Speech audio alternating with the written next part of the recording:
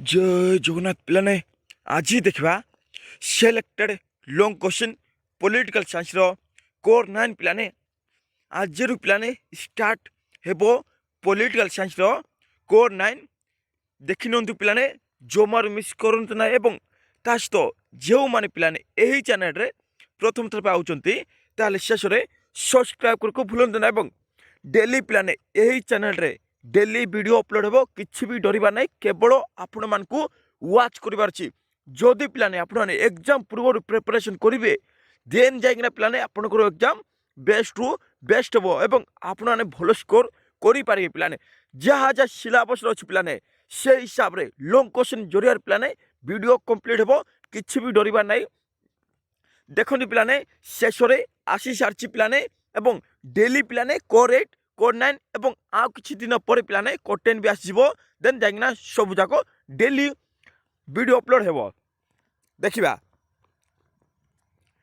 Examine the concept of Hegelian state Hegel को दर्शन रे राष्ट्र संबंध रे धारा बा धारणार निरूपण करो बोली कह जाउची पिलाने आमे माने कॉन्सेप्ट क्लियर करथिले किंतु एठारे पूरा संपूर्ण मात्रा बुझाई देबी पूरा इजी मात्रा रे पूरा जहाँ कि पिलाने आपण माने एग्जाम रे आहुरी बेस्ट करि पारिबे हेगेल को दर्शन रे बा तांको अनुसार राष्ट्र क्यों परि वर्णना करछंती पिलाने देखिबा गोटे गोटे कर देखिबा जॉर्ज विलियम फ्रेडरिक हेगेल जणे आदर्शवादी मीन्स कौन पिलाने प्रेम भाव आदर्श मीन्स प्रेम पूरा प्रेम भाव थी जहाँ पिलाने प्रेम भाव ताकू कह जाते आदर्श हिंसा नई ना प्रेम भाव देखाइबा सच्चड़ जहाँ कही सच्चड़ दार्शनिक भाव राष्ट्र को ऐश्वर्य महान अनुष्ठान रूपे वर्णना कर देखनी पिलाने जे थिले हेगेल तांके राष्ट्र को बा देश को गोटे ऐश्वर्य मीन्स ईश्वर अनुष्ठान बोली वर्णना करथिले बा ईश्वर ही सृष्टि करछन बोली बुझिबा पिलाने ईश्वर ही सृष्टि करछन बोली बुझिबा पिलाने जाकी ऐश्वर्य महान अनुष्ठान रूपे वर्णना करछंती बा ईश्वर द्वारा यह सृष्टि तांकरी मतरे राष्ट्र हेउची ईश्वर को हाथ तैयारी अनुष्ठान देखंतु पिलाने बे जस्ट कहली हेगेल को अनुसार कह जाउची जे राष्ट्र जाची सेई राष्ट्र बा देश एठार बुझा पिलाने राष्ट्र मीन्स देश सेई देश हेउची ईश्वर को हाथ जहाँकि भगवान ही निज हाथ में तैयार कर गोटे अनुष्ठान पिलाने बा वो सहित विवेकर मूर्तिमंत विवेक मीन्स जहाँकि पिलाने भूल ठीक विवेक मीन्स जड़े व्यक्ति पिलाने देखो विवेक मीन्स क्या कह कह जी कि पिलाने देखो एग्जाम्पल देवी जे कि गोटे गरीब थी तापर किसी टंका नथिबो गोटे देखला सच्चड़ व्यक्ति देखला आदर्श व्यक्ति देखला जहाँकि से ता पाखरे टंका नाई होटेल को आसी ताले पिलाने से तार विवेक कहबो हाँ ताकू टिके सपोर्ट करिबा ताकू टिके सपोर्ट करिबा किछि देई देवा ता होच पिलाने विवेक विवेक ही कहि थाए पिलाने ए भूल करोनी एवं ए भूल करो विवेक ही कहि थाए पिलाने आंभ मानकर विवेक कहि थाए कि ना ए भूल करिबा अनुचित मने रखंतु पिलाने विवेक ताकू कह जाय थाए विवेकर मूर्तिमंत गोटे वार्ड आसला पिलाने देखंतु मूर्तिमंत मीन्स कौन बुझंतु पूरा इजी मात्र बुझंतु साकार साकार मीन्स साक्षात प्रत्यक्ष साकार हेबा पिलाने जहाँ कि देखो विवेकर मूर्तिमंत मीन्स विवेकर अनुसार साकार हेबा बोली कह विवेकर साकार प्रतीक अटे बा जा विवेक अच्छी से विवेक पूरा साकार हेब व्यक्ति मान द्वारा राष्ट्र गठित होइथिले व्यक्ति मान द्वारा पिलाने राष्ट्र गठित होइथिले मध्य क्या द्वारा कले लोक मान द्वारा राष्ट्र गठित होता है हेले भी मध्य पिला देखो हेले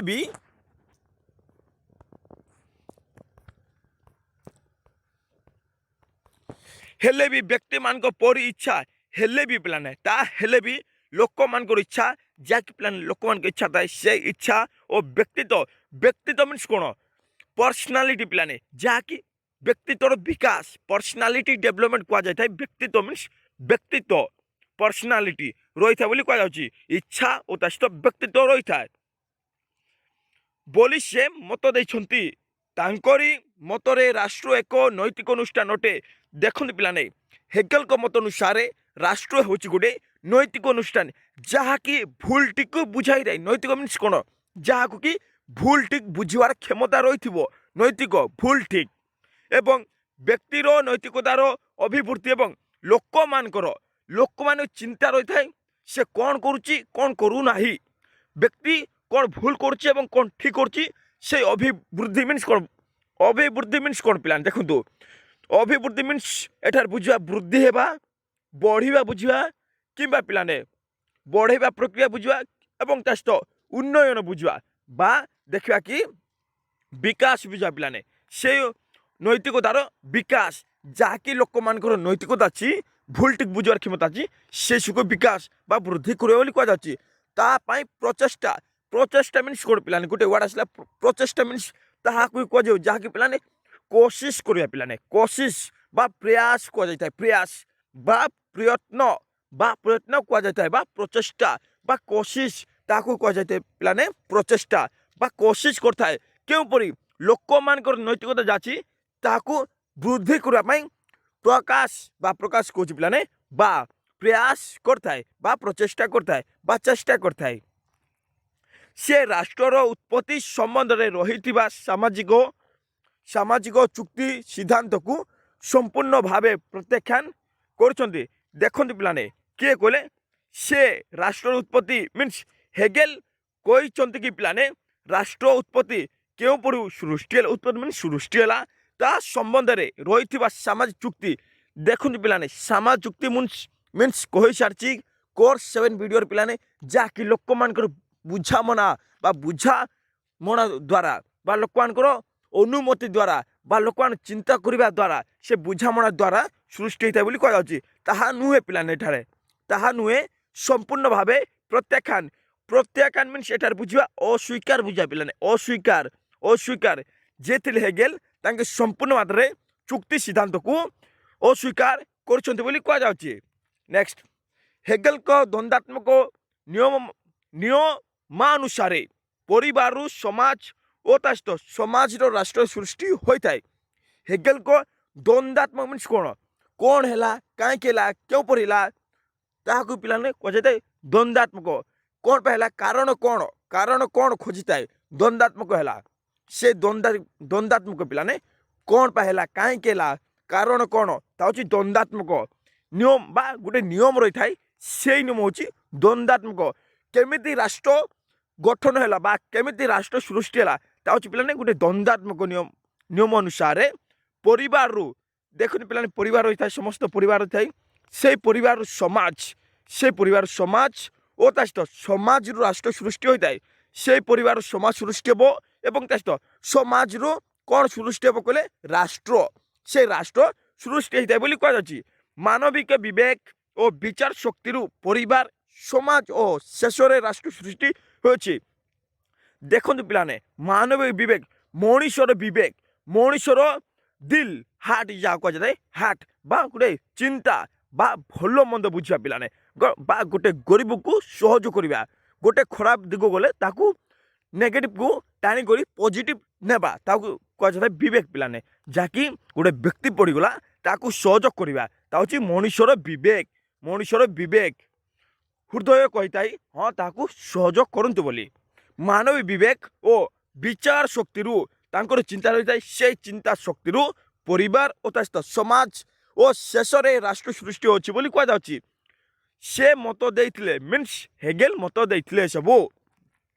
ଏବଂ ଏ କ୍ୱେଶ୍ଚନ୍ ପିଲାମାନେ 100% ଲେଖି କରିଦେଉଛି, ଇଣ୍ଟରନାଲ ହଉ ବା ସେମିଷ୍ଟର ହଉ 100% ଆସିବ ପିଲାମାନେ। ବିକଜ ସିଲାବସରେ ଏହା ଅଛି ପିଲାମାନେ ଫାଷ୍ଟ କ୍ୱେଶ୍ଚନ୍ ପିଲାମାନେ ଜମାରୁ ମିସ୍ କରନ୍ତୁ ନାହିଁ। ସବୁ ୟୁନିଭର୍ସିଟି ପିଲାମାନେ ଦେଖିବା ପାଇଁ ପାଇବେ, ଯେତେ ସବୁ ଓଡ଼ିଶାରେ ୟୁନିଭର୍ସିଟି ଅଛି ପିଲାମାନେ ସେ ସବୁରେ ଏ କ୍ୱେଶ୍ଚନ୍ ଆସିବ।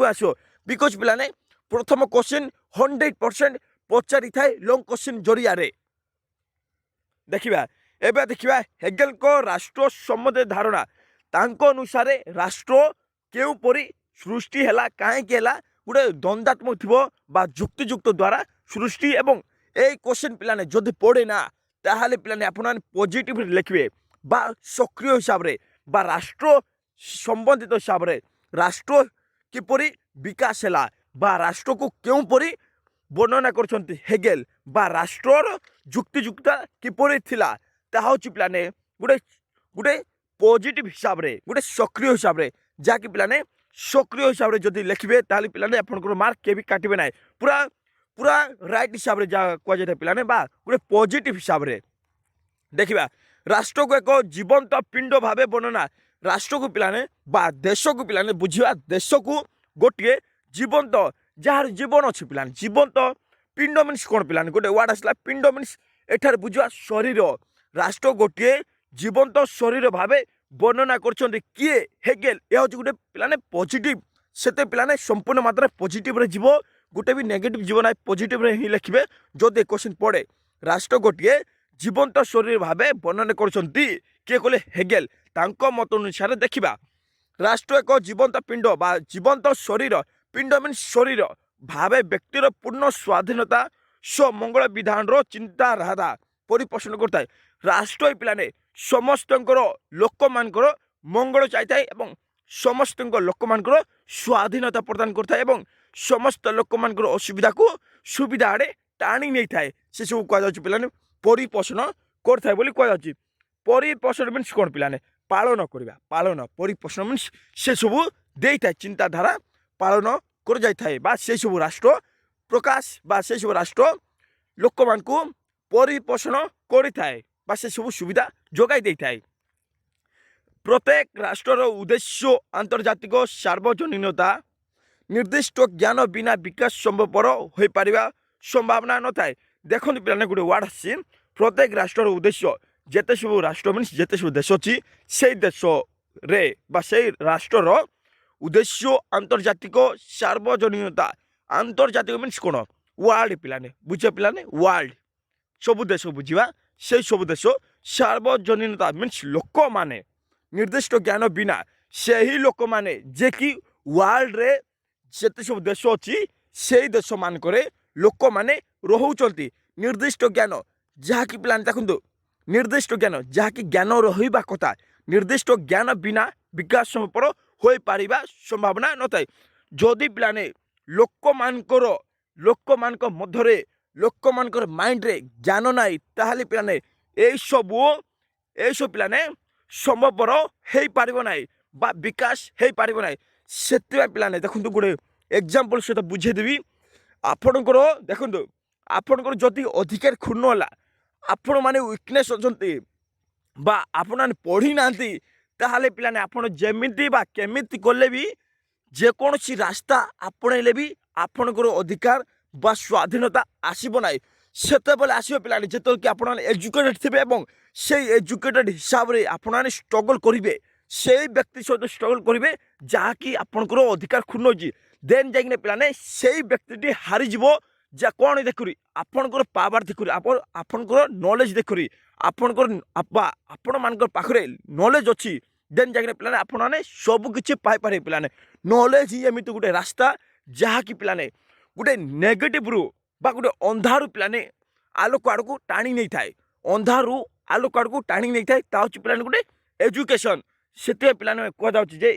शिक्षा बुझंतु बा शिक्षा पातु केमिति पाइबे गोटे गोटे पिलाने देखु बुझिक घोषा दरकार नहीं पिलाने घोषा दरकार नहीं एमती पढ़े पिलाने जहाँकि पिलाने आप बुझिक लिखिदेवे पिलाने पूरा बुझिक एमती वार्ड आसी थाए जहाँकि पिलाने के भी बुझे भी ना बा आप बुझी पार थे पिंड मीन्स कौन पिलाने आप जानी थे से गोटे पिलाने वार्ड आसी था पिंड मीन्स से घर काम ना पिलाने हूँ गोटे शरीर ताकू बुझाई थाए से पिलाने बुझा दरकार देन जाइना पिलाने आप बुझे देन जाइना आपने एग्जाम रे निज भाषा रे लेखि पारिबे देन जाइना आपनकर मार्क भल आसी पारिबो सेते पिलाने निज भाषा यूज करेंगे से यही चैनल रे पूरा इजी मात्रा बुझाई दि जाउची जहाँकि आपनकर एग्जाम आहरी सहज हो देखा बा समय पर हो पार ना जिते बले ज्ञान नथिबो परिवार ओ बुर्जुआ देखते पिलाने परिवार मीन्स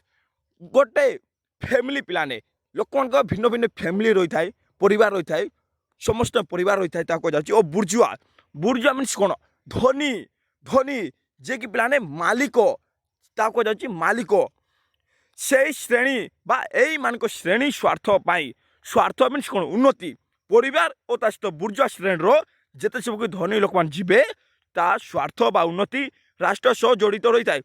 କିଏ କିଏ କଲେ ପରିବାର ଥିବ ଉଭୟ ପରିବାର ଓ ତା ସହିତ ବୁର୍ଜୁଆ କାହା ସହିତ ଯୋଡ଼ି ରହିଥାଏ କେଉଁପରି ସ୍ୱାର୍ଥ ପାଇଁ ରାଷ୍ଟ୍ର ସହିତ ଜଡ଼ିତ ରହିଥାଏ ବା ବିକାଶ ପାଇଁ ରାଷ୍ଟ୍ର ସହିତ ଜଡ଼ିତ ରହିଥାଏ। ନେକ୍ସଟ ସାମାଜିକ ଚୁକ୍ତି ସିଦ୍ଧାନ୍ତର ପ୍ରତ୍ୟାଖ୍ୟାନ। ସାମାଜିକ ଚୁକ୍ତି ଯାଉଛି ପିଲାମାନେ ସେ ଚୁକ୍ତିକୁ ପ୍ରତ୍ୟାଖ୍ୟାନ ମିନ୍ସ କ'ଣ ଆପଣେଇବା ନାହିଁ ପିଲାମାନେ ଯାହାକି ଅସ୍ୱୀକାର କରିବା ପିଲାମାନେ ମନେ ରଖିବେ ପ୍ରତ୍ୟାଖ୍ୟାନ ମିନ୍ସ କ'ଣ ଅସ୍ୱୀକାର କରିବା সেই সমাজ চুক্তি সিদ্ধান্তକୁ অস্বীকার କରିବା। নেক্সট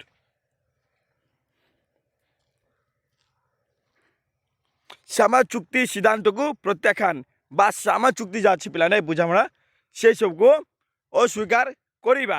ନେକ୍ସଟ ତାଙ୍କରି ମତରେ ରାଷ୍ଟ୍ରର ଅଙ୍ଗ ପ୍ରତ୍ୟଙ୍ଗ ଦେଖନ୍ତୁ ତାଙ୍କରି ମତ ମିନ୍ସ ହେଗେଲଙ୍କ ମତରେ ରାଷ୍ଟ୍ରର ଅଙ୍ଗ ପ୍ରତ୍ୟଙ୍ଗ ଯା ଅଛି ପିଲାମାନେ ଅଙ୍ଗ ପ୍ରତ୍ୟଙ୍ଗ ସେଇ ଅଙ୍ଗ ପ୍ରତ୍ୟଙ୍ଗ ହେଉଛି ବ୍ୟକ୍ତି ଓ ଅନ୍ୟାନ୍ୟ ସଂଘ ବ୍ୟକ୍ତି ବା ଲୋକମାନେ ଓ ତା ସହିତ ଅନ୍ୟାନ୍ୟ ସଂଘ ଯାହା ସବୁ ରହିଗଲା ସଂଘ ସେଇ ସବୁ ସଂଘ ବୋଲି କୁହାଯାଉଛି।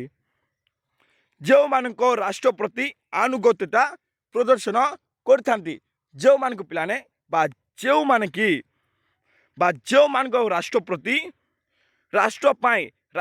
ମିନ୍ସ ରାଷ୍ଟ୍ର ପ୍ରତି ଆନୁଗତ୍ୟତା ମିନ୍ସ ଗୋଟେ ୱାର୍ଡ ଆସିଲା ଆନୁଗତ୍ୟତା ମିନ୍ସ କ'ଣ ପିଲାମାନେ ଦେଖନ୍ତୁ ତାହାକୁ ବୁଝେଇବ ଯାହାକି ପିଲାମାନେ ଦେଖନ୍ତୁ ଆନୁଗତ୍ୟତା ମିନ୍ସ ନିଷ୍ଠା ଅନୁସରଣ କରିବା କ୍ରିୟା ନିଷ୍ଠା ବା ଅନୁସରଣ କରିବା ପ୍ରକ୍ରିୟା ଆନୁଗତ୍ୟତା ବା ପ୍ରେମ ଭାବ ପ୍ରକାଶ କରିବା ବା ଅନୁକରଣ ବା ପରିଚୟ ବା ଘନିଷ୍ଠତା ବା ଆଜ୍ଞା ପାଳନ କରିବ ବୋଲି କୁହାଯାଉଛି ବା ଅଧୀନତା ଏସବୁ ପିଲାମାନେ ବୁଝାଇଥାଏ। ଆନୁଗତ୍ୟତା ରାଷ୍ଟ୍ର ପ୍ରତି ଆନୁଗତ୍ୟତା ପ୍ରକାଶ କରିବ।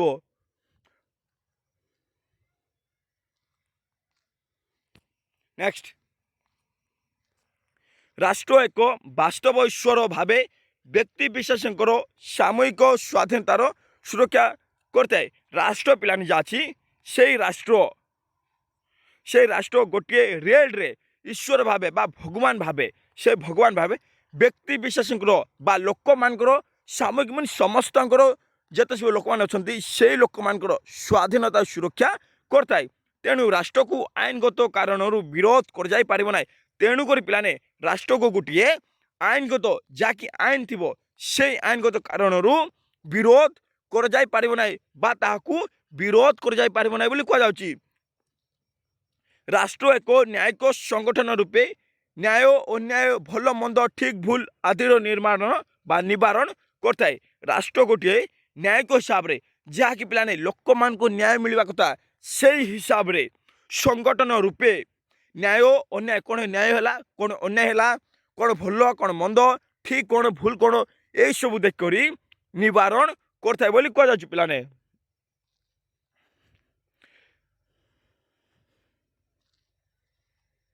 ନିବାରଣ ମିନ୍ସ କ'ଣ ପିଲାମାନେ ଯାହାକି ସମାଧାନ ବୁଝାଏ ପିଲାମାନେ ନିବାରଣ କରିଥାଏ ବା ସମାଧାନ କରିଥାଏ ବୋଲି କୁହାଯାଉଛି। କ'ଣ ଭୁଲ କ'ଣ ଠିକ୍ ଏଇସବୁ ଦେଖିକରି ପିଲାମାନେ ରାଷ୍ଟ୍ର ନିବାରଣ କରିଥାଏ ବା ସମାଧାନ କରିଥାଏ। ତେଣୁ ହେଗେଲ ରାଷ୍ଟ୍ରର ଉତ୍ପତ୍ତି ସମ୍ବନ୍ଧିତ ସାମାଜିକ ଚୁକ୍ତି ସିଦ୍ଧାନ୍ତକୁ ପ୍ରତ୍ୟାଖ୍ୟାନ କରିଥିଲେ। ତେଣୁକରି ପିଲାମାନେ ହେଗେଲ ଯେ ଥିଲେ ତାଙ୍କେ ରାଷ୍ଟ୍ରର ଉତ୍ପତ୍ତିକୁ ନେଇକିନା ସାମାଜିକ ଚୁକ୍ତି ଯାହା ପିଲାମାନେ ସମାଜରେ ବୁଝାମଣା ତାହାକୁ ସେଇ ସିଦ୍ଧାନ୍ତକୁ ଅସ୍ୱୀକାର କରିଥିଲେ ବୋଲି କୁହାଯାଉଛି। ମନୁଷ୍ୟର ସଂଘବଦ୍ଧ ଜୀବନ ରାଷ୍ଟ୍ର ରୂପେ ପ୍ରତୀୟମାନ ହୋଇଥାଏ।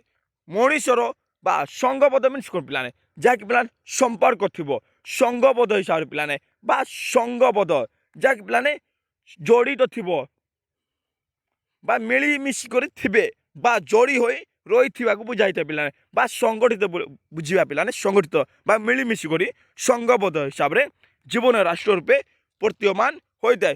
ମନୁଷ୍ୟର ସଂଘବଦ୍ଧ ହିସାବରେ ବା ମଣିଷର ମିଳିମିଶି ହିସାବରେ ବା ମଣିଷର ଜଡ଼ିତ ହିସାବରେ ତାଙ୍କ ଜୀବନ ବା ମଣିଷର ପିଲାମାନେ ସଂଘବଦ୍ଧ ଜୀବନ ବା ମଣିଷର ଜୀବନ ସହିତ ରାଷ୍ଟ୍ର ରୂପରେ ପ୍ରତୀୟମାନ ହୋଇଥାଏ।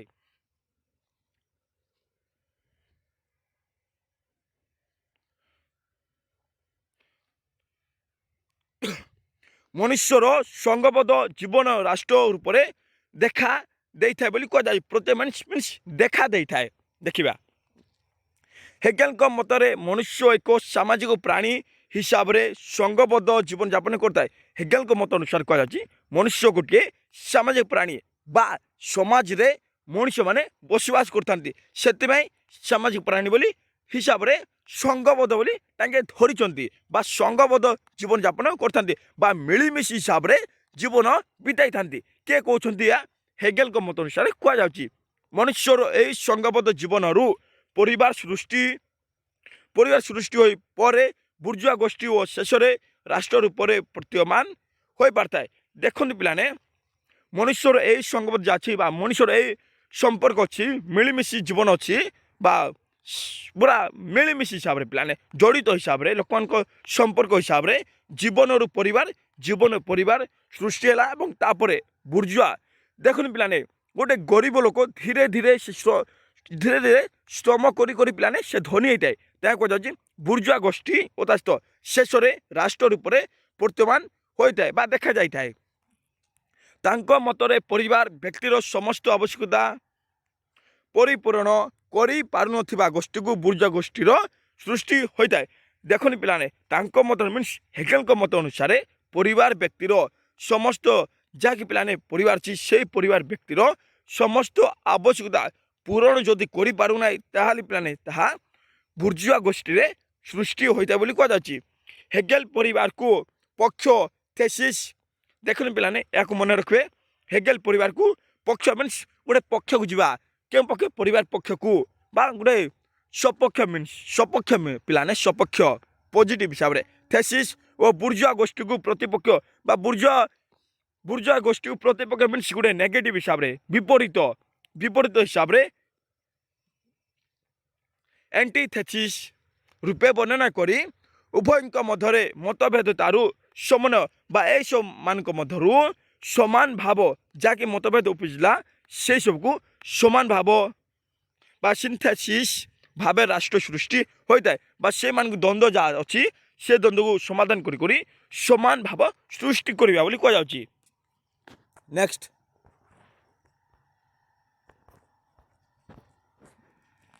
ମନୁଷ୍ୟ ହିଁ ସର୍ବୋଚ୍ଚ ଭୌତିକ ମିଶ୍ରଣ। ମଣିଷ ହିଁ ସର୍ବୋଚ୍ଚ ଭୌତିକ ମିଶ୍ରଣ। ପିଲାମାନେ ଗୋଟେ ୱାର୍ଡ଼ ଆସିଲା ଭୌତିକ ମିନ୍ସ କ'ଣ ବୁଝନ୍ତୁ। ଭୌତିକ ମିନ୍ସ ଦେଖିବା ପିଲାମାନେ ପୁରା ଜି ମାତ୍ରା ବୁଝିବା କିଛି ବି କଷ୍ଟ ନାହିଁ। ମଣିଷ ହିଁ ସର୍ବୋଚ୍ଚ ମିନ୍ସ ସବୁଠାରୁ ଉଚ୍ଚ ଭୌତିକ ତାହାକୁ ବୁଝେଇବେ ପିଲାମାନେ ଯାହାକି ପିଲାମାନେ ଶାରୀରିକ ଥିବ ପିଲାମାନେ ବା ସାଂସାରିକ ପ୍ରତୀକ ଥିବ ବା ଯାହାକୁ ଛୁଇଁ ହେବ ବା ଦେଖେଇବ ପିଲାମାନେ ମନୁଷ୍ୟ ସର୍ବୋଚ୍ଚ ଭୌତିକ ମିଶ୍ରଣ। ଏଠାରେ ପିଲାମାନେ ସମ୍ପୂର୍ଣ୍ଣ ଅର୍ଥ ବୁଝିବା ପାଇଁ ଗଲେ ପିଲାମାନେ ଦେଖନ୍ତୁ ମନୁଷ୍ୟ ହିଁ ସର୍ବୋଚ୍ଚ ଭୌତିକ ମିଶ୍ରଣ ମିନ୍ସ ମଣିଷ ହିଁ ସର୍ବୋଚ୍ଚ ଭୌତିକ ମିନ୍ସ ଏଠାରେ ବୁଝିବା ସାଂସାରିକ ସୁଖ ବା ସୁବିଧା ସହିତ ମିଶ୍ରିତ ବୋଲି କୁହାଯାଉଛି ମିଶ୍ରଣ। ହେଗେଲଙ୍କ ମତରେ ହେତୁ ବା ମିଶ୍ରଣ ସୃଷ୍ଟି କରିପାରିଛି। ହେତୁ ମିନ୍ସ କାରଣ ପିଲାମାନେ କାରଣ କ'ଣ ପାଇଁ ହେଲା କାହିଁକି ହେଲା ଏବଂ ଏହାର ପିଲାମାନେ ଉଦ୍ଦେଶ୍ୟ ପିଲାମାନେ ବୁଝିବା ଉଦ୍ଦେଶ୍ୟ। ତାଙ୍କ ମତରେ ଉଦ୍ଦେଶ୍ୟ ଓ ଲକ୍ଷ୍ୟ ବା ବିବେକ ସର୍ବଶକ୍ତିମାନ ଭାବେ ଐଶ୍ୱରିକ ପଦ୍ଧତି ମାଧ୍ୟମରେ ମନୁଷ୍ୟର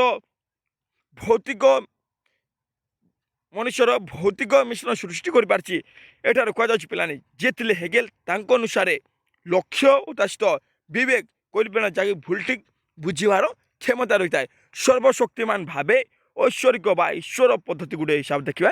ଐଶ୍ୱରିକ ମିନ୍ସ ଈଶ୍ୱର ପଦ୍ଧତି ଭଗବାନଙ୍କ ପଦ୍ଧତି ଅନୁସାରେ ବା ବୁଝିବା ତା ମାଧ୍ୟମରେ ମନୁଷ୍ୟର ଭୌତିକ ବା ମନୁଷ୍ୟର ସୁଖ ସୁବିଧା ସାଂସାରିକ ସୁଖ ସୁବିଧା ମିଶିଛି ଏବଂ ମିଶିକରି ସୃଷ୍ଟି କରିପାରିଛି ବୋଲି କୁହାଯାଉଛି ବା ମିଶ୍ରଣ ସୃଷ୍ଟି କରିପାରିଛି।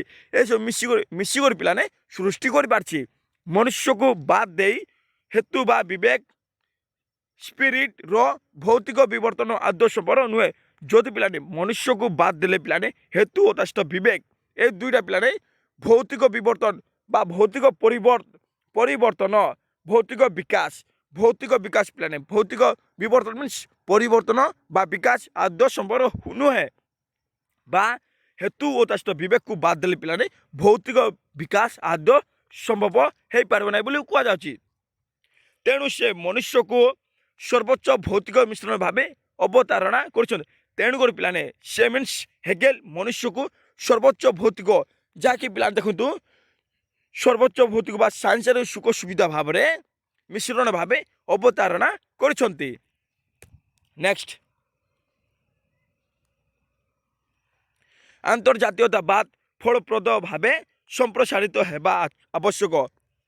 ଆନ୍ତର୍ଜାତୀୟତାବାଦ ପିଲାମାନେ ଫଳପ୍ରଦ, এটা ବୁଝନ୍ତୁ ପିଲାମାନେ, ଫଳପ୍ରଦ ମିନ୍ସ କ'ଣ? ସଫଳ ବୁଝନ୍ତୁ ପିଲାମାନେ। ସଫଳ ଓ ସମ୍ପ୍ରସାରିତ ହେବା ଆବଶ୍ୟକ ମିନ୍ସ, ଏଟାର ଗୋଟେ ୱାର୍ଡ ଆସିଲା ସମ୍ପ୍ରସାରିତ ମିନ୍ସ କ'ଣ ପିଲାମାନେ? ବିସ୍ତାରିତ, ବିସ୍ତାରିତ ବା ବିସ୍ତୃତ ବଢ଼ାଯାଇଥିବା ବା ପ୍ରସାରିତ ବା ବ୍ୟାପିବା, ତାକୁ କୁହାଯାଏ ପିଲାମାନେ ଆନ୍ତର୍ଜାତୀୟତାବାଦ। ସଫଳ ଭାବେ ବା ଆନ୍ତର୍ଜାତୀୟ ଏଠାରେ ବୁଝିବା ୱାର୍ଲଡ ବୁଝିବା, ସଫଳ ଭାବରେ ବିସ୍ତାରିତ ବା ବ୍ୟାପିବା ହେବା ଆବଶ୍ୟକ ବୋଲି କୁହାଯାଉଛି। ବା ସବୁ ଦେଶରେ ବ୍ୟାପିବା ହେବା ଆବଶ୍ୟକ ବୋଲି, କେଉଁପରି? ସଫଳ ହିସାବରେ ବ୍ୟାପିବା ଆବଶ୍ୟକ ବୋଲି କୁହାଯାଉଛି। ହେଗେଲଙ୍କ ମତରେ ଆନ୍ତର୍ଜାତୀୟତାବାଦ ଫଳପ୍ରଦ ଭାବେ ସମ୍ପ୍ରସାରିତ ହେବା ଆବଶ୍ୟକ ବା ପ୍ରସାରିତ ହେବା ଆବଶ୍ୟକ, କିନ୍ତୁ ଏତଦ୍ ବ୍ୟତୀତ ଆନୁଗତ୍ୟତା ପୁରାପୁରି ଭାବେ ଉନ୍ନୀତ ହେବା ଆବଶ୍ୟକ। ତେଣୁକରି ପିଲାମାନେ ବା କିନ୍ତୁ ଏହା ବ୍ୟତୀତ ଆନୁଗତ୍ୟତା ପୁରାପୁରି ହେବା ଉନ୍ନତି ହେବା ଆବଶ୍ୟକ। ଯାହାକି ପିଲା ଆନୁଗତ୍ୟତା ଅଛି, ସେଇ ଆନୁଗତ୍ୟତା ପୁରା ବା ସମ୍ପୂର୍ଣ୍ଣ ମାତ୍ରାରେ ଉନ୍ନତି ହେବା ଆବଶ୍ୟକ ବୋଲି କୁହାଯାଉଛି। ଏହି ଦୁଇ ତଥ୍ୟ ବିବର୍ତ୍ତନ ଦ୍ୱାରା ବା ଏହି ଦୁଇ ତଥ୍ୟ ବିକାଶ ଦ୍ୱାରା ପୂର୍ଣ୍ଣ ସାମର୍ଥ୍ୟ ପ୍ରୟୋଗ କଲେ ରାଷ୍ଟ୍ର ଗଠନ ଯୁକ୍ତି ବା ଯୁକ୍ତ ଯୁକ୍ତି ହୋଇପାରିବ ବୋଲି ସେ ମତ ଦେଇଥିଲେ। ଏସବୁ ପିଲାମାନେ ଦୁଇଟା ବିକାଶ ହୁଏ ତାହେଲେ ଯାଇକିନା ରାଷ୍ଟ୍ର ଯୁକ୍ତିଯୁକ୍ତ ହୋଇପାରିବ ବୋଲି ସେ ମତ ଦେଇଥିଲେ। ନେକ୍ସଟ, ରାଷ୍ଟ୍ର ଏକ ଆତ୍ମଜ୍ଞାନ ଓ ଆତ୍ମସଂଶୋଧିତ ବାସ୍ତବ ବ୍ୟକ୍ତିତ୍ୱ। ରାଷ୍ଟ୍ର ଗୋଟେ, ରାଷ୍ଟ୍ର ନିଜେ ହିଁ ତା ଭିତରେ ଜ୍ଞାନ ଅଛି, ଆତ୍ମଜ୍ଞାନ ପିଲାମାନେ, ଯାହାକି ନିଜ ଭିତରେ ଜ୍ଞାନ ଅଛି, ବୁଝିବାର କ୍ଷମତା ଅଛି, ଯାହାକି ସବୁଯାକ ଠିକ୍ କରିପାରିବ, ଯାହାକି ସବୁଯାକ ସଂଶୋଧନ ବା ଭୁଲକୁ ଠିକ୍ କରିଥାଏ ବୋଲି କୁହାଯାଉଛି। ରାଷ୍ଟ୍ର ନିଜେ ହିଁ ଆତ୍ମଜ୍ଞାନ, ନିଜ ଭିତରେ ଜ୍ଞାନ ଭରପୁର ଅଛି, ବୁଝିବାର ଜ୍ଞାନ, ଯେମିତିକି ଲୋକମାନଙ୍କୁ ଯାହାକି ନ୍ୟାୟ ଦେବାର ଜ୍ଞାନ, ସବୁଯାକ ପିଲାମାନେ ରାଷ୍ଟ୍ର ଭିତରେ ଅଛି, ନିଜ ଭିତରେ ଅଛି ବା ରାଷ୍ଟ୍ର ଭିତରେ ଅଛି। ଓ ତା ସହିତ ଆତ୍ମସଂଶୋଧିତ, ଯାହାକି ପିଲା ନିଜ ଭିତରେ କ'ଣ ସଂଶୋଧିତ ହେଲା, ସେସବୁ ପିଲାମାନେ ରାଷ୍ଟ୍ର ନିଜେ ହିଁ ଏସବୁ କରିପାରିଥାଏ ବା ତାର ପର୍ସନାଲିଟି ଅଛି ବୋଲି କୁହାଯାଉଛି। ରାଷ୍ଟ୍ର ଏସବୁ କରିପାରିଥାଏ ନିଜେ ହିଁ। ହେଗେଲଙ୍କ ମତରେ ରାଷ୍ଟ୍ର ହେଉଛି ଏକ ଆତ୍ମଜ୍ଞାନ। ହେଗେଲଙ୍କ ମତରେ କୁହାଯାଉଛି ରାଷ୍ଟ୍ର ହେଉଛି ଗୋଟିଏ ଆତ୍ମଜ୍ଞାନ ବା ନିଜ ଭିତରେ ଜ୍ଞାନ ଭରପୁର ବା ନିଜେ ହିଁ ସବୁ ପ୍ରଶ୍ନର ସମାଧାନ କରିପାରିଥାଏ। ଆତ୍ମଜ୍ଞାନ ଓ ଆତ୍ମସଂଯୋଗ, ନିଜେ ହିଁ ସବୁକିଛି ଭୁଲକୁ ଠିକ୍ କରିପାରିଥାଏ ବା ସଂଶୋଧିତ କରିପାରିଥାଏ। ବାସ୍ତବ ବ୍ୟକ୍ତିତ୍ୱ, ଯାହାର କି ବାସ୍ତବ ଇଚ୍ଛା ରହିଅଛି, ଯାହାକି ପିଲାମାନେ ରିଏଲ୍ରେ ଇଚ୍ଛା ରହିଅଛି, ଯାହାକି ବ୍ୟକ୍ତିର ଇଚ୍ଛା ବ୍ୟକ୍ତିତ୍ୱ, ଯେମିତିକି ପିଲାମାନେ ବ୍ୟକ୍ତିର ଇଚ୍ଛା ରହିଥାଏ, ବ୍ୟକ୍ତିର ଇଚ୍ଛା ଓ ତା ସହିତ ବ୍ୟକ୍ତିତ୍ୱ ବା ପର୍ସନାଲିଟି ଓ ତା ସହିତ ଅଧିକାର ସମୂହକୁ ରାଷ୍ଟ୍ର ପ୍ରଦାନ କରି, ଅଧିକାର ବା ଲୋକମାନଙ୍କର ଇଚ୍ଛା ବ୍ୟକ୍ତିତ୍ୱ ଓ ତା ସହିତ ଏସବୁ ଅଧିକାର ଅଛି, ସେ ଅଧିକାର ଗୁଡ଼ିକୁ ରାଷ୍ଟ୍ର ପ୍ରଦାନ କରି ରାଷ୍ଟ୍ର ସହ ବିବାଦ ସୃଷ୍ଟି କରିପାରିନଥାଏ। ଯେତେ ସବୁ ପିଲାମାନେ ବିବାଦର ସମାଧାନ କିଏ କରିବ? ରାଷ୍ଟ୍ର। ସବୁଯାକ ପିଲାମାନେ ଯାହାକି ଅଧିକାର ଅଛି ସେସବୁ କିଏ ପ୍ରଦାନ କରିବ? ରାଷ୍ଟ୍ର। ଏବଂ ଯାହା ରହିଲା ସଂଶୋଧନ ବା କିଛି ଭୁଲ ରହିଲା ସେସବୁକୁ ସମାଧାନ କିଏ କରିବ? ରାଷ୍ଟ୍ର। ସେ ଯେଉଁ ପିଲାମାନେ ଏସବୁ ପ୍ରକାଶ କରି ଲୋକମାନଙ୍କ ମଧ୍ୟରେ ବିବାଦକୁ ରୋକି ପାରିଥାଏ ବୋଲି କୁହାଯାଉଛି। ନେକ୍ସଟ, ରାଷ୍ଟ୍ର ବିଭିନ୍ନ ସଂଘ ଓ ସଂସ୍ଥାମାନଙ୍କ ସମଷ୍ଟି ଅଟେ। ରାଷ୍ଟ୍ର ବିଭିନ୍ନ ସଂଘ, ରାଷ୍ଟ୍ର ଯାଉଛି ପିଲାମାନେ ଭିନ୍ନ ଭିନ୍ନ ସଂଘ ବା ବିଭିନ୍ନ ସଂଘ ଓ ତା ସଂସ୍ଥାମାନଙ୍କ ସମଷ୍ଟି ଗୋଟେ ୱାର୍ଡ ଆସିଲା ପିଲାମାନେ, ସମଷ୍ଟି ବୁଝିବା କି ସମୁଦାୟ ବୁଝିବା, ସମୁଦାୟ ସଂସ୍ଥାମାନଙ୍କର ସମୁଦାୟ ଅଟେ। ରାଷ୍ଟ୍ର ବିଭିନ୍ନ ସଂଘ ଓ ତା ସହିତ ସଂସ୍ଥାମାନଙ୍କର ସମୁଦାୟ ଅଟେ। ସେ ଆଞ୍ଚଳିକ ପ୍ରତିନିଧିତ୍ୱକୁ ବିରୋଧ କରି, କିଏ ମିନ୍ସ ଯେ ଥିଲେ ହେଗେଲ, ତାଙ୍କେ ଆଞ୍ଚଳିକ ପ୍ରତିନିଧିତ୍ୱ ବିରୋଧ କରିଥିଲେ ଏବଂ ତା ସହିତ ଆଞ୍ଚଳିକ ବିଭାଜନ ପରିବର୍ତ୍ତେ ବା ଆଞ୍ଚଳିକ ବିଭାଜନ ମିନ୍ସ ଭାଗ, ସେଇ ଭାଗ ତା ପରିବର୍ତ୍ତେ କାର୍ଯ୍ୟଭିତ୍ତିକ ବିଭାଜନକୁ, ଯାହାକି ପିଲାମାନେ କାର୍ଯ୍ୟଭିତ୍ତିକ ବିଭାଜନ ହେବା କଥା, ସେସବୁକୁ ପାଥେୟ କରି, ପିଲାମାନେ ଗୋଟେ ୱାର୍ଡ ଆସିଲା ପାଥେୟ କରି ମିନ୍ସ ତାହାକୁ ବୁଝିବା, ଯାହାକି ପିଲାମାନେ ସାହାଯ୍ୟ ବା ସାଥ, ସେଇ ସାହାଯ୍ୟ କରି ଗୋଟିଏ ରାଷ୍ଟ୍ରସଂଘ ଗଠନ ପାଇଁ ମତ ପ୍ରଶ୍ନ କରିଥିଲେ ବା ରାଷ୍ଟ୍ର ଗଠନ ପାଇଁ ମତ ଲୋକମାନଙ୍କ ଚିନ୍ତା ଦେଇଥିଲେ ବୋଲି କୁହାଯାଉଛି। ମତ ପୋଷଣ ଲୋକମାନଙ୍କର ମତ ଯାଉଛି ସେ ସବୁ ପୋଷଣ କରିଥିଲେ ବୋଲି କୁହାଯାଉଛି। ତାଙ୍କରି ମତରେ ରାଷ୍ଟ୍ର କେବଳ ବ୍ୟକ୍ତି ବିଶେଷମାନଙ୍କୁ ନେଇ ଗଠନ ନ ହୋଇ ବିଭିନ୍ନ ସଂଘ ଓ ସଂଗଠନ ମିଶ୍ରଣ ସୃଷ୍ଟି ହୋଇଥାଏ। ତାଙ୍କରି ମତରେ ପିଲାମାନେ ଦେଖନ୍ତୁ, ତାଙ୍କରି ମତରେ ବ୍ୟକ୍ତି ବିଶେଷମାନଙ୍କୁ ନେଇ ଗଠନ ନ ହୋଇ ବା ଲୋକମାନଙ୍କୁ ନେଇକିନା ଗଠନ ନ ହୋଇକିନା ବିଭିନ୍ନ ସଂଘ ଥିବ ସେ ସବୁକୁ ନେଇକିନା ଏବଂ ତା ସହିତ ସଂଗଠନର ମିଶ୍ରଣ ବା ସଂଗଠନ ମିଶେଇକିନା ସୃଷ୍ଟି ହୋଇଥାଏ। ରାଷ୍ଟ୍ର ଏକ ନୈସର୍ଗିକ ଅନୁଷ୍ଠାନ। ରାଷ୍ଟ୍ର ଗୋଟେ ପିଲାମାନେ ନୈସର୍ଗିକ ମିନ୍ସ କ'ଣ ପିଲାମାନେ? ନୈସର୍ଗିକ ମିନ୍ସ କ'ଣ ବୁଝନ୍ତୁ ପିଲାମାନେ? ଯାହାକି ପ୍ରାକୃତିକ ଯାହାକି ପିଲାମାନେ ଭଗବାନ ସୃଷ୍ଟି କରୁଛନ୍ତି। ରାଷ୍ଟ୍ର ଗୋଟିଏ ନୈସର୍ଗିକ ଅନୁଷ୍ଠାନ ବା ପ୍ରାକୃତିକ ଅନୁଷ୍ଠାନ ବା ଭଗବାନ ସୃଷ୍ଟି କରୁଛନ୍ତି ବୁଝିବା। ତାଙ୍କରି ମତରେ ରାଷ୍ଟ୍ର ମାଧ୍ୟମରେ ହିଁ ବ୍ୟକ୍ତି ପରିପୂର୍ଣ୍ଣତା ହାସଲ କରିପାରୁଥିବା ଯୋଗୁଁ ରାଷ୍ଟ୍ର ଗୋଟେ ନୈସର୍ଗିକ ଅନୁଷ୍ଠାନ ବା ହେଗେଲଙ୍କ ମତ ଅନୁସାରେ ରାଷ୍ଟ୍ର ମାଧ୍ୟମରେ ଯାହାକି ରାଷ୍ଟ୍ର ସବୁ ଦ୍ୱାରା ହେଇଥାଏ, ତା ଦ୍ୱାରା ବ୍ୟକ୍ତି ପରିପୂର୍ଣ୍ଣତା ଯାହା ବ୍ୟକ୍ତି ପାଇବା କଥା ସେସବୁ ଫୁଲଫିଲ୍ କରିପାରିଥାଏ, ହାସଲ କରିପାରିଥାଏ। ସେଥିପାଇଁ ରାଷ୍ଟ୍ର ଗୋଟିଏ ନୈସର୍ଗିକ ବା ପ୍ରାକୃତିକ ଅନୁଷ୍ଠାନ ବୋଲି କୁହାଯାଉଛି। ରାଷ୍ଟ୍ର ଶ୍ରମ ବିବର୍ତ୍ତନର ସୃଷ୍ଟି। ରାଷ୍ଟ୍ର ପିଲାମାନେ ବା ଦେଶ ଶ୍ରମ ବିକାଶର ସୃଷ୍ଟି। ରାଷ୍ଟ୍ର କେଉଁ ଉପରେ ସୃଷ୍ଟି ହେଲା କଲେ, ଯାହାକି ପିଲାମାନେ ଶ୍ରମ ମିନ୍ସ ଲୋକମାନେ ଶ୍ରମ କରିଥାନ୍ତି, ସେଇ ଶ୍ରମ କରିବାରୁ ବିକାଶ ହେଲା, ସେ ବିକାଶରୁ ହିଁ ସୃଷ୍ଟି ବୋଲି ବୁଝିବା। ରାଷ୍ଟ୍ର ଶ୍ରମ ବିବର୍ତ୍ତନରୁ ବା ରାଷ୍ଟ୍ର ଶ୍ରମ ବିକାଶରୁ ହିଁ ସୃଷ୍ଟି ବୋଲି କୁହାଯାଉଛି। ରାଷ୍ଟ୍ର ଗୋଟିଏ ଐଶ୍ୱରିକ ଧାରଣା ଭାବେ ବିଶ୍ୱ ପୃଷ୍ଠର ସଂକଟ ସୃଷ୍ଟି କରିଥାଏ। ରାଷ୍ଟ୍ର ଗୋଟିଏ ଐଶ୍ୱରିକ ମିନ୍ସ ଭଗବାନ ଧାରଣା ଭାବେ ବିଶ୍ୱ ପୃଷ୍ଠରେ ବା ୱାର୍ଲଡରେ ସଂଗଠନ ସୃଷ୍ଟି କରିଥାଏ। ଏହା ଗୋଟିଏ ସମ୍ପୂର୍ଣ୍ଣ ତର୍କସିଦ୍ଧ, ଏହା ପିଲାମାନେ ଗୋଟିଏ ସମ୍ପୂର୍ଣ୍ଣ ତର୍କସିଦ୍ଧ ଲଜିକ୍ ଥାଏ, ସେ ଲଜିକ୍ ଯାହାକୁ ହୋଇଥାଏ ତର୍କସିଦ୍ଧ। ସଂଗଠନ ରୂପେ ଶ୍ରମ ବିବର୍ତ୍ତନରୁ ସୃଷ୍ଟି ହୋଇଥାଏ। ସଂଗଠନ ରୂପେ ପିଲାମାନେ ଶ୍ରମ ବିକାଶରୁ ବା ଶ୍ରମ ପରିବର୍ତ୍ତନ ସୃଷ୍ଟି ହୋଇଥାଏ। ନେକ୍ସଟ, ରାଷ୍ଟ୍ର ହେତୁବାଦୀ ବିବର୍ତ୍ତନକୁ ସୃଷ୍ଟି। ଦେଖନ୍ତୁ ପିଲାମାନେ ଗୋଟେ ୱାର୍ଡ ଆସିଲା ହେତୁବାଦୀ ମିନ୍ସ କ'ଣ ବୁଝନ୍ତୁ, ପୁରା ସମ୍ପୂର୍ଣ୍ଣ ମାତ୍ରାରେ ଇଜି ମାତ୍ରାରେ ବୁଝନ୍ତୁ। ହେତୁବାଦୀ ମିନ୍ସ କ'ଣ? ଯୁକ୍ତିଯୁକ୍ତ ପିଲାମାନେ, ଯାହାକି ପିଲାମାନେ ଯିଏକି ତର୍କ ବା ଯୁକ୍ତି ଉପରେ ବିଶ୍ୱାସ କରେ ବା ଯିଏ ପ୍ରତିଟି କାର୍ଯ୍ୟ ପଛର କାରଣ ଖୋଜିଥାଏ, ତାହାକୁ ପିଲାମାନେ କୁହାଯାଇଥାଏ ହେତୁବାଦୀ ବା ଯୁକ୍ତିଯୁକ୍ତ। କାହିଁକି ହେଲା, କ'ଣ ପାଇଁ ହେଲା, କାରଣ କ'ଣ, ଏସବୁ ପିଲାମାନେ ଖୋଜିଥାଏ ବୋଲି କୁହାଯାଉଛି। ହେଗେଲଙ୍କ ମତରେ ରାଷ୍ଟ୍ର ସାମାଜିକ ଚୁକ୍ତି ଦ୍ୱାରା ଗଠିତ ଏକ ସଂଗଠନ ନୁହେଁ। ହେଗେଲଙ୍କ ମତରେ ପିଲାମାନେ ରାଷ୍ଟ୍ର ଯାଉଛି ତାକୁ ଗୋଟେ ଚୁକ୍ତି ଦ୍ୱାରା ବା ଲୋକମାନଙ୍କ ବୁଝା ଦ୍ୱାରା ଗଠିତ ଗୋଟେ ସଂଗଠନ ନୁହେଁ ବୋଲି କୁହାଯାଉଛି। ଏହା ହେତୁବାଦୀ ବା ଯୁକ୍ତିଯୁକ୍ତ। କ'ଣ ପାଇଁ ହେଲା, କାରଣ କ'ଣ, କାହିଁକି ହେଲା, କେମିତି ହେଲା, ଏସବୁ ପିଲାମାନେ ଯୁକ୍ତିଯୁକ୍ତ ଖୋଜିଥାଏ, ତର୍କ ବା ବିଶ୍ୱାସ କରିଥାଏ। ଯିଏକି ତର୍କ ବା ଯୁକ୍ତି ଉପରେ ବିଶ୍ୱାସ କରିଥାଏ, ଏସବୁ ଦ୍ୱାରା ରାଷ୍ଟ୍ର ସୃଷ୍ଟି ହେଲା ବୋଲି କୁହାଯାଉଛି। ରାଷ୍ଟ୍ର ସର୍ବଶକ୍ତିମାନ ଓ ଅଖଣ୍ଡ କ୍ଷମତାର ଅଧିକାରୀ। ଦେଖନ୍ତୁ ପିଲାମାନେ ରାଷ୍ଟ୍ର ହିଁ ସବୁଠାରୁ ଶକ୍ତିମାନ, ଯିଏକି ରାଷ୍ଟ୍ର ହିଁ ସମସ୍ତଙ୍କୁ ସୁବିଧା ସୁଯୋଗ ଅଧିକାର ସବୁ ପ୍ରଦାନ କରିଥାଏ। ସେଥିପାଇଁ ରାଷ୍ଟ୍ର ହେଉଛି ସବୁଠାରୁ ଶକ୍ତିମାନ ଓ ଅଖଣ୍ଡ କ୍ଷମତା, ଯାହାକି ଖଣ୍ଡନ ନ ହୋଇକିନା ଅଖଣ୍ଡର କ୍ଷମତା ବୋଲି କୁହାଯାଉଛି। ଅଧିକାରୀ ରାଷ୍ଟ୍ର ପାଖରେ ହିଁ ଏସବୁ କ୍ଷମତା ରହିଛି।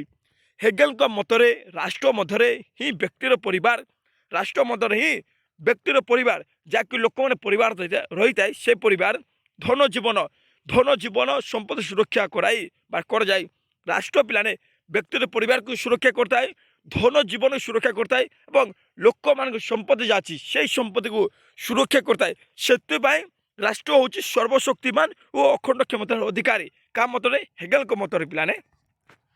ସରିଲା, ଆଉ ଟିକେ ଅଛି, ମାତ୍ର 40 ମିନିଟ୍ ଭିତରେ ସରେଇଦେବା ପାରିଥାଏ ବୋଲି କୁହାଯାଉଛି। ତେଣୁ ରାଷ୍ଟ୍ର ସର୍ବଶକ୍ତିମାନ, ଭ୍ରାନ୍ତି ଶୂନ୍ୟ, ଯାହାକି କିଛି ଭ୍ରମ ହିଁ ନଥିବ, ଯାହାକି ଲୋକଙ୍କ ମଧ୍ୟରେ ଚିନ୍ତିତ ନଥିବେ। କେଉଁ ଚିନ୍ତିତ? ଭ୍ରମ ଚିନ୍ତିତ, ଭ୍ରମମୁକ୍ତ ଓ ଅଖଣ୍ଡ କ୍ଷମତାର ଅଧିକାରୀ, ଯାହାକି ଖଣ୍ଡନ ନୁହେଁ କିନା ଅଖଣ୍ଡ କ୍ଷମତା ଅଧିକାରୀ ବୋଲି କୁହାଯାଉଛି। ରାଷ୍ଟ୍ର ନିଜେ ହିଁ ନୈତିକତା ଓ ଆଇନର ସୃଷ୍ଟି କରିଥାଏ। ରାଷ୍ଟ୍ର ପିଲା ନିଜେ ହିଁ ନୈତିକତା, ରାଷ୍ଟ୍ର ନିଜେ ହିଁ ଚିନ୍ତା କରିଥାଏ, କ'ଣ ଭୁଲ କ'ଣ ଠିକ, କ'ଣ କରିବା ଦରକାର କ'ଣ କରିବା ଦରକାର ନାହିଁ, ସେସବୁ ନିଜେ ହିଁ ଚିନ୍ତା କରିଥାଏ ଓ ଆଇନର ସୃଷ୍ଟି କରିଥାଏ, ନିଜେ ହିଁ ଆଇନ ତିଆରି କରିଥାଏ ବୋଲି କୁହାଯାଉଛି। କିଏ? ରାଷ୍ଟ୍ର। ତାଙ୍କରି ମତରେ ରାଷ୍ଟ୍ର ପ୍ରକୃତ ଈଶ୍ୱର ଭାବେ ବ୍ୟକ୍ତିର ନୈତିକତା ଓ ମାନସିକତା ସ୍ଥିତି ଓ ପ୍ରଗତିକୁ ମଜବୁତ କରିଥାଏ। ରାଷ୍ଟ୍ର ପିଲାମାନେ ଏସବୁ ପ୍ରଦାନ କରିଥାଏ। ଲୋକମାନଙ୍କର ନୈତିକତା ଓ ମାନସିକ ସ୍ଥିତି ପ୍ରଗତିକୁ ମଜବୁତ କରିଥାଏ ବା ଉନ୍ନତିକୁ ମଜବୁତ କରିଥାଏ। ରାଷ୍ଟ୍ର ନିଜେ ନୈତିକତା ଓ ଆଇନ ସୃଷ୍ଟି କରିଥାଏ। ରାଷ୍ଟ୍ର ନିଜେ ପିଲାମାନେ ଫୁଲ୍ ଠିକ୍ ଯାହା କୁହାଯାଇଥାଏ ନୈତିକତା ଓ ଆଇନ ସୃଷ୍ଟି, ଯାହାକି ରାଷ୍ଟ୍ର ନିଜେ ହିଁ ଆଇନ ସୃଷ୍ଟି କରିଥାଏ। ତା ଯୋଗୁଁ ରାଷ୍ଟ୍ରକୁ ଆଇନଗତ ଭାବେ ବିରୋଧ କରାଯାଇପାରିବ ନାହିଁ। ଏସବୁ ଥିବା ଯୋଗୁଁ ପିଲାମାନେ ରାଷ୍ଟ୍ର ଗୋଟିଏ ଆଇନଗତ ଭାବେ ବିରୋଧ କରାଯାଇପାରିବ ନାହିଁ ବୋଲି କୁହାଯାଉଛି। ରାଷ୍ଟ୍ର ହେତୁମାନଙ୍କର ମିଶ୍ରଣ ସୃଷ୍ଟି। ରାଷ୍ଟ୍ର ପିଲାମାନେ ହେତୁମାନଙ୍କର ମିଶ୍ରଣ ସୃଷ୍ଟି ବା ଯୁକ୍ତିଯୁକ୍ତ ପିଲାମାନେ ବା କାରଣମାନ ଖୋଜିଥାଏ, ସେସବୁମାନଙ୍କର ସୃଷ୍ଟି ବୋଲି କୁହାଯାଉଛି। ତାଙ୍କରି ମତରେ ସାଧାରଣ ଇଚ୍ଛାକୁ ପ୍ରତିଫଳିତ କରୁଥିବା ହେତୁମାନଙ୍କର ମିଶ୍ରଣ ରାଷ୍ଟ୍ର ସୃଷ୍ଟି ହୋଇଥାଏ ବା ଯୁକ୍ତିଯୁକ୍ତ ଦ୍ୱାରା ହିଁ ରାଷ୍ଟ୍ର ସୃଷ୍ଟି ବୋଲି କୁହାଯାଉଛି। ରାଷ୍ଟ୍ରର ଆଇନ କାନୁନ ମାନି ଚଳିବା ସହ ବ୍ୟକ୍ତିର ସ୍ୱାଧୀନତା ଜଡ଼ିତ ରହିଥାଏ। ରାଷ୍ଟ୍ରର ଯାହା ଆଇନ ଅଛି ପିଲାମାନେ, ରାଷ୍ଟ୍ର ଯାହା ଆଇନ ତିଆରି କଲା ସେଇ ଆଇନ ଅନୁସାରେ ଲୋକମାନେ ଚଳିବେ। ଯାହା କାନୁନ ରହିଲା ସେ କାନୁନକୁ ଲୋକମାନେ ମାନିବେ। ସେଇ ଅନୁସାରେ ଦୈନନ୍ଦିନ ବ୍ୟକ୍ତିମାନେ ଚଳିତ ହୋଇଥାନ୍ତି ବା ସେଇ ଅନୁସାରେ ବ୍ୟକ୍ତିର ସ୍ୱାଧୀନତା ଜଡ଼ିତ ରହିଥାଏ। ନେକ୍ସଟ, ବ୍ୟକ୍ତିକୁ ରାଷ୍ଟ୍ରର ଏକ ଅବିଚ୍ଛେଦ୍ୟ ଅଙ୍ଗ ରୂପେ ବର୍ଣ୍ଣନା। ଦେଖନ୍ତୁ ପିଲାମାନେ ଗୋଟେ ୱାର୍ଡ଼ ଆସିଲା ଅବିଚ୍ଛେଦ୍ୟ ମିନ୍ସ କ'ଣ? ଯାହାକି ଛିନ୍ନ ନାହିଁ, ଯାହାକି ଛିନ୍ନ ନାହିଁ। ରାଷ୍ଟ୍ର ଅବିଚ୍ଛେଦ୍ୟ ଅଙ୍ଗ, ଯାହାକି ପିଲାମାନେ ଅଭିନ୍ନ, ଭିନ୍ନ ନେଇକିନା ଅଭିନ୍ନ ପିଲାମାନେ, ଯାହାକି ଭିନ୍ନ ନାହିଁ ବା ତାହାଠୁ ଅଲଗା ନାହିଁ, କାହାଠୁ ଅଲଗା ନାହିଁ। ବ୍ୟକ୍ତିକୁ ରାଷ୍ଟ୍ରର ଗୋଟିଏ ଅଲଗା ନାହିଁ ବୋଲି କୁହାଯାଉଛି। ବ୍ୟକ୍ତିକୁ ରାଷ୍ଟ୍ରର ଏକ ଅବିଚ୍ଛେଦ୍ୟ ଅଙ୍ଗ, ଯାହାକି ଛେଦ ଛେଦ ହେଇନଥିବ, ଅବିଚ୍ଛେଦ୍ୟ ଅଙ୍ଗ ରୂପେ ବର୍ଣ୍ଣନା। ହେଗେଲଙ୍କ ରାଷ୍ଟ୍ରକୁ ବା ହେଗେଲ ବ୍ୟକ୍ତିକୁ ରାଷ୍ଟ୍ରର ଏକ ଅବିଚ୍ଛେଦ୍ୟ ଅଙ୍ଗ ରୂପେ ବର୍ଣ୍ଣନା କରୁଛନ୍ତି ବା ରାଷ୍ଟ୍ର ଗୋଟିଏ ଅବିଭାଜ୍ୟ, ଯାହାକୁ ଭାଜ୍ୟ ନୁହେଁ ପିଲାମାନେ ବା ଅଲଗା ନୁହେଁ ବୋଲି କୁହାଯାଉଛି। ସେ ରାଷ୍ଟ୍ର ଓ ବ୍ୟକ୍ତି ମଧ୍ୟରେ କୌଣସି ମତାନ୍ତର ମିନ୍ସ କ'ଣ ପିଲାମାନେ ବୁଝନ୍ତୁ। ମତାନ୍ତର ମିନ୍ସ କ'ଣ? ଯାହାକି ପିଲାମାନେ ଦେଖନ୍ତୁ ବିଭିନ୍ନ ମତ ଥିବ ଅର୍ଥାତ୍ ଅସମ୍ମତି ଥିବ, ମତ ଭିନ୍ନତା ରହିଥିବ, ତାହା କୁହାଯାଇଥାଏ। ଓ ଦ୍ୱନ୍ଦ୍ୱ ଥିବ, କ'ଣ ଦ୍ୱନ୍ଦ୍ୱ ରହିଥାଏ, ଘୃଣା, ଏସବୁକୁ ନା ପସନ୍ଦ କରୁଛନ୍ତି ବୋଲି କୁହାଯାଉଛି। ରାଷ୍ଟ୍ର ଉପରେ ନିର୍ଭରଶୀଳତା। ଲାଷ୍ଟ ପଏଣ୍ଟ ପିଲାମାନେ, ରାଷ୍ଟ୍ର ଉପରେ ନିର୍ଭରଶୀଳତା ବା ଲୋକମାନେ ପିଲାମାନେ ସବୁ ଲୋକମାନେ ରାଷ୍ଟ୍ର ଉପରେ ହିଁ ନିର୍ଭରଶୀଳ ରହିଥାନ୍ତି। ତାଙ୍କରି ମତରେ ରାଷ୍ଟ୍ର ହେଉଛି ଏକ ନିଜସ୍ୱ ଇଚ୍ଛା। ରାଷ୍ଟ୍ର ନିଜର ଇଚ୍ଛା ରହିଥାଏ। କେଉଁପରି ଇଚ୍ଛା? ଲୋକମାନଙ୍କର କିପରି ମଙ୍ଗଳ ହେବ ସେଇ ଇଚ୍ଛା ପିଲାମାନେ। ଲୋକମାନେ କେଉଁପରି ବଞ୍ଚିବେ, ଭଲ ଭାବରେ ବଞ୍ଚିବେ, ତା ଗୋଟେ ଇଚ୍ଛା। ଓ ବ୍ୟକ୍ତିତ୍ୱର ଅଧିକାରୀ, ଯାହାକି ବ୍ୟକ୍ତିତ୍ୱର ଅଧିକାରୀ ରାଷ୍ଟ୍ର। ବ୍ୟକ୍ତି ସ୍ୱାଧୀନତା ଓ ଅଧିକାରର ସ୍ରଷ୍ଟା ହୋଇଥିବା ଯୋଗୁଁ ବ୍ୟକ୍ତି ସଦା ସର୍ବଦା ରାଷ୍ଟ୍ର ଉପରେ ନିର୍ଭରଶୀଳ ରହିଥାଏ। ଲୋକମାନେ ପିଲାମାନେ ସବୁବେଳେ ରାଷ୍ଟ୍ର ଉପରେ ନିର୍ଭରଶୀଳ ରହିଥାଏ। ସେଥିପାଇଁ ପିଲାମାନେ ରାଷ୍ଟ୍ର ଲୋକମାନଙ୍କୁ ମଙ୍ଗଳ କରିଥାଏ। ସରିଲା ପିଲାମାନେ, ଏହା ଥିଲା ସିଲେକ୍ଟେଡ୍ ଲଙ୍ଗ କ୍ୱେଶ୍ଚିନ୍। ପିଲାମାନେ ଟିକେ ଲେଟ୍ ଅଛି, ହେଲେ ବି କିଛି ଅସୁବିଧା ନାହିଁ। କେବଳ ଆପଣଙ୍କୁ ପଢ଼ନ୍ତୁ, ଯେହେତୁ ପିଲାମାନେ ଏକ୍ଜାମ୍ ଆସିନାହିଁ, ଆପଣଙ୍କର ବୁଝିବା ଦରକାର। ଆପଣ ଯଦି ପିଲାମାନେ ବୁଝିପାରିବେ ଦେନ୍ ଯାଇକି ନାହିଁ ଲେଖିପାରିବେ। ପିଲାମାନେ ଏକ୍ଜାମ୍ରେ ବୁଝନ୍ତୁ, ପୁରା କିଛି ବି ଘୋଷିବା ଦରକାର ନାହିଁ। ପୁରା ଇଜି ମାତ୍ର ବୁଝେଇ ଦେଇଛି। ଯାହାକି ରାଷ୍ଟ୍ର ଅଛି, ସେ ରାଷ୍ଟ୍ର ଯୁକ୍ତିଯୁକ୍ତ ଦ୍ୱାରା ହିଁ ସୃଷ୍ଟି ହେଲା ବୋଲି କୁହାଯାଉଛି। ଯୁକ୍ତିଯୁକ୍ତ ପିଲାମାନେ, ଯାହାକି ସେଇ ରାଷ୍ଟ୍ର ଲୋକମାନଙ୍କର ସମ୍ପୂର୍ଣ୍ଣ ମାତ୍ରାରେ ବିକାଶ କରିଥାଏ, ସେଇ ଅସୁବିଧାକୁ ସମାଧାନ କରିଥାଏ। ଯାହାକି ନୈତିକତା ଥାଏ ପିଲାମାନେ, ଯାହାକି ନୈତିକ ବା ଈଶ୍ୱରଙ୍କ ପିଲାମାନେ, ଯାହାକି ଗୋଟେ ଈଶ୍ୱର ସୃଷ୍ଟି କରୁଛନ୍ତି, ସେଇ ସୃଷ୍ଟି କରିବା ଦ୍ୱାରା ରାଷ୍ଟ୍ର ଲୋକମାନଙ୍କର ମଙ୍ଗଳ ଚାହିଥାଏ। ଏହା ଥିଲା ପିଲାମାନେ ସିଲେକ୍ଟେଡ୍ ଲଙ୍ଗ କ୍ୱେଶ୍ଚିନ୍ ପଲିଟିକାଲ ସାଇନ୍ସର କୋର୍ 9 ୟୁନିଟ୍ 1ରୁ। ଏବଂ ଯେଉଁମାନେ ଏହି ଚ୍ୟାନେଲରେ ଆସିବେ ଶେଷରେ ସବସ୍କ୍ରାଇବ୍ କରିବାକୁ ଭୁଲିବେ ନାହିଁ ଏବଂ ଆପଣମାନଙ୍କ ଫ୍ରେଣ୍ଡସ୍କୁ ଅଧିକରୁ ଅଧିକ ସେୟାର କରିବେ। ଜୟ ଜଗନ୍ନାଥ।